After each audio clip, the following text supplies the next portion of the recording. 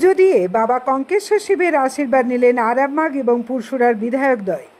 নির্বাচনের সময় মাধবপুর অঞ্চলের কানপুরে বাবা কঙ্কেশ্বর শিবের মন্দিরে পুজো দিয়ে মানুষের আশীর্বাদ এবং জয়ের প্রার্থনা করেছিলেন আরামবাগ এবং পুরসুরার বিধায়কদ্বয় যথাক্রমে হেমন্ত বাগ এবং বিমান ঘোষ।